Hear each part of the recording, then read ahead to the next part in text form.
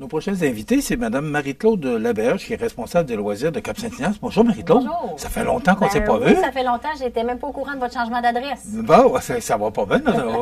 Il va falloir en parler. Oui, on va en parler.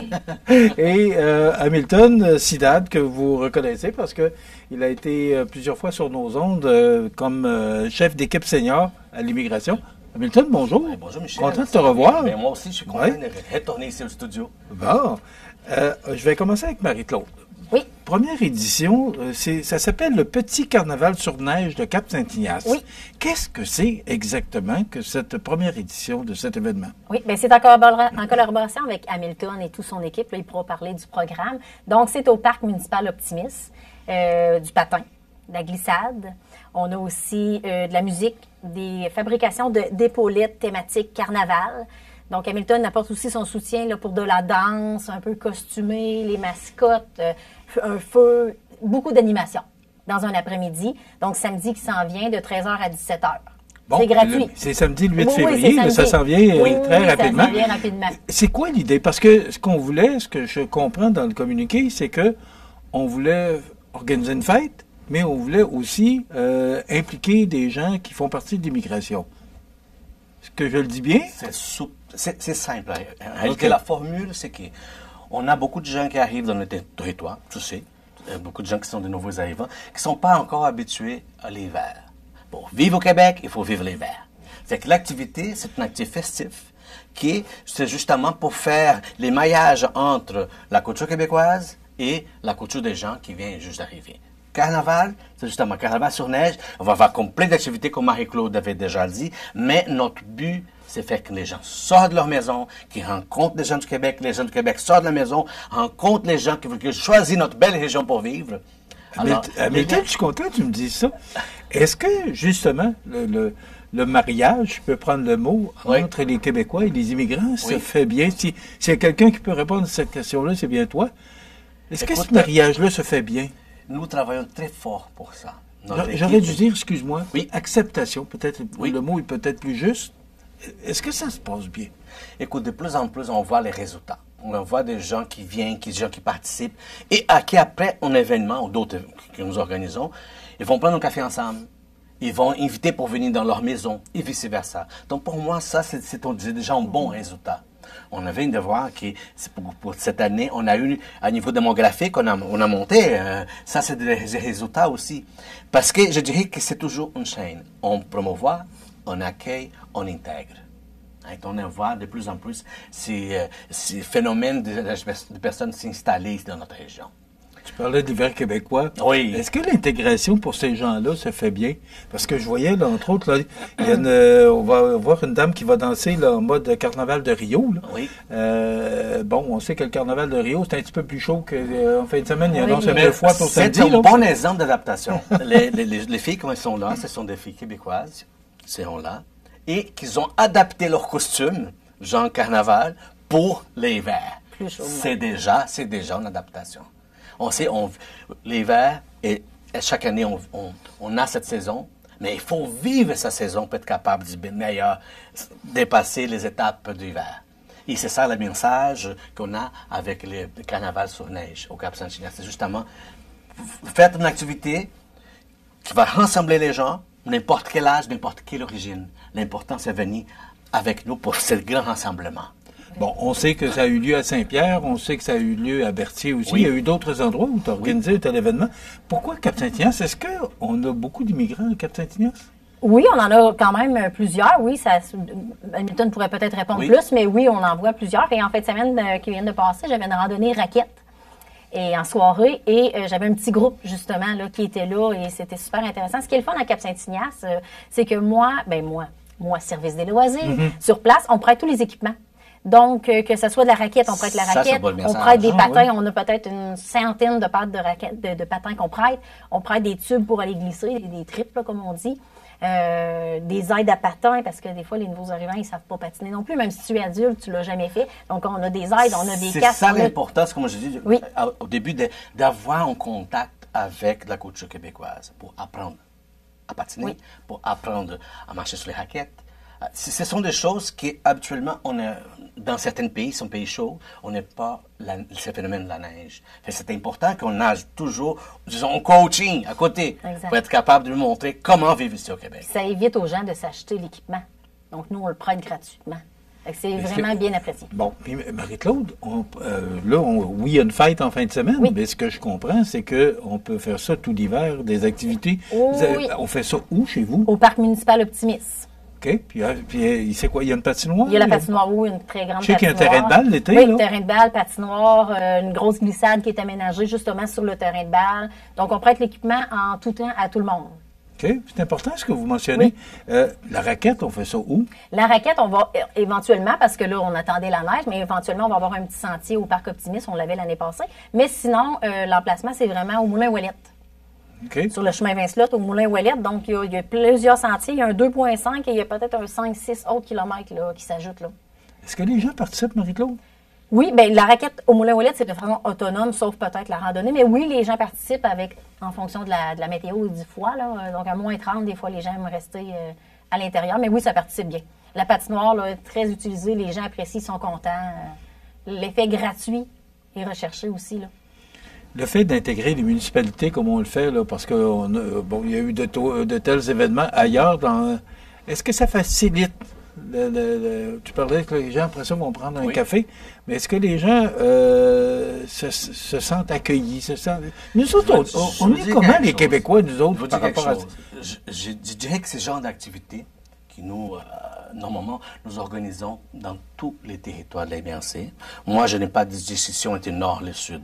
Moi, notre mission, c'est justement développer et démystifier certains points. Je trouve que si une municipalité n'est pas encore une personne issue d'immigration qui reste dans son territoire, mais on prépare les terrains. On fait pareillement l'activité parce qu'on veut préparer ces gens, on veut préparer les villages, on va tous ensemble travailler contre le vide démographique.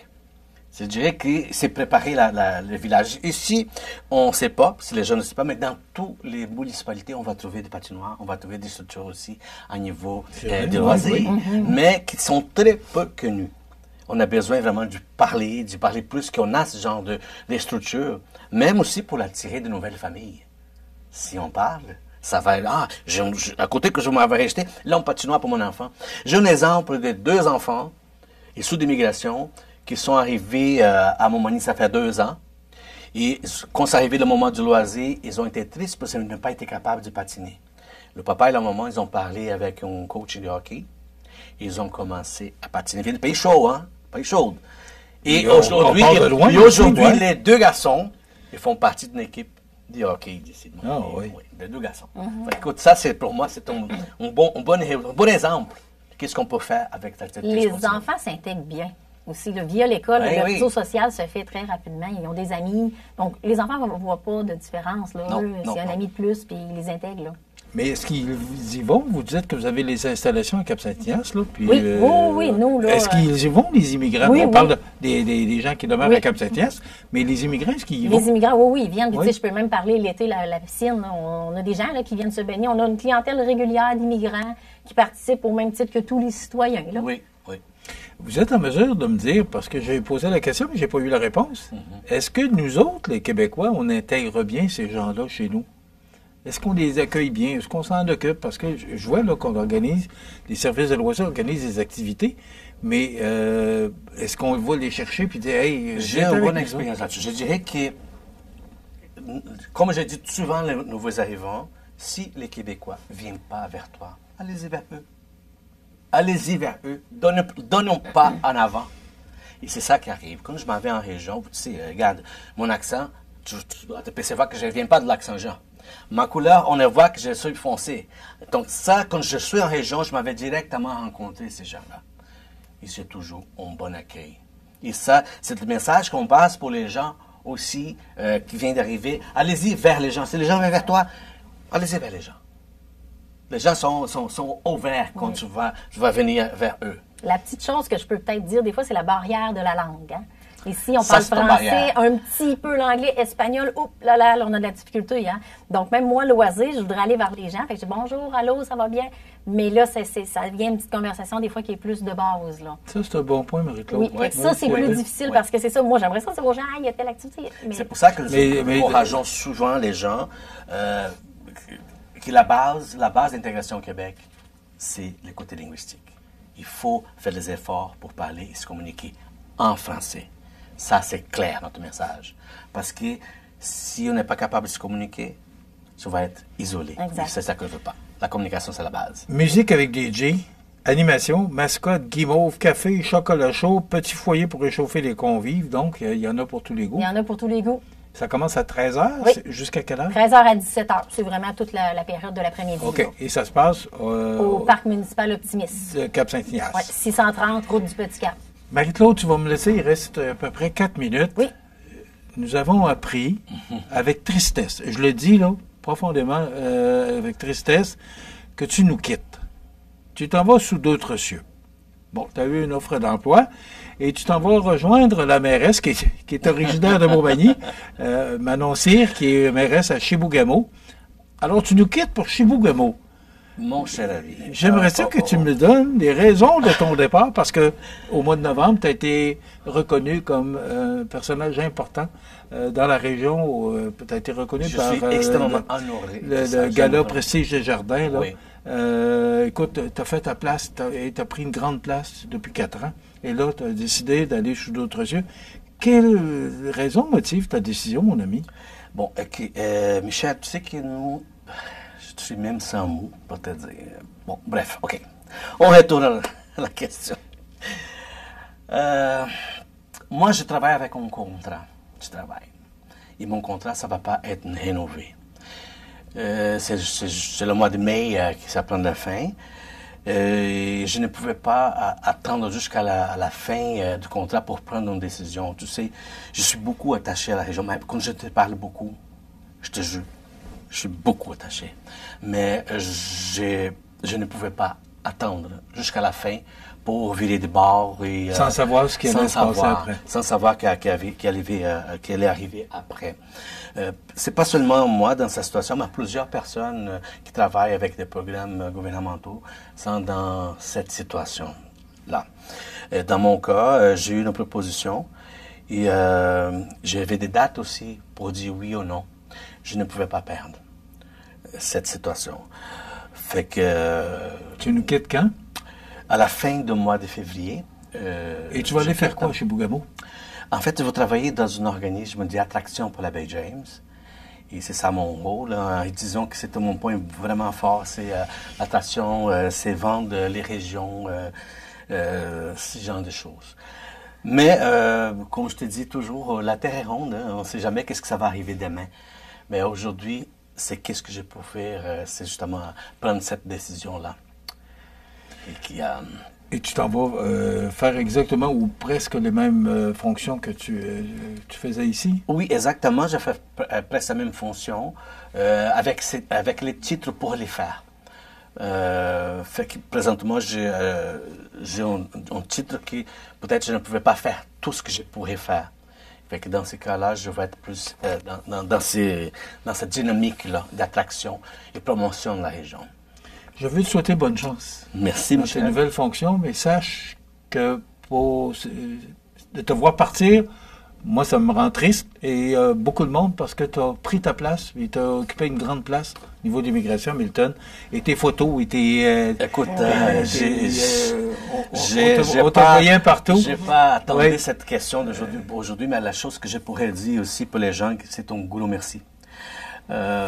Ici, à Montmagny, j'ai appris beaucoup de choses. Et je garderai toujours la région dans mon cœur. Merci à Milton Sidad, qui est chef d'équipe senior à l'immigration.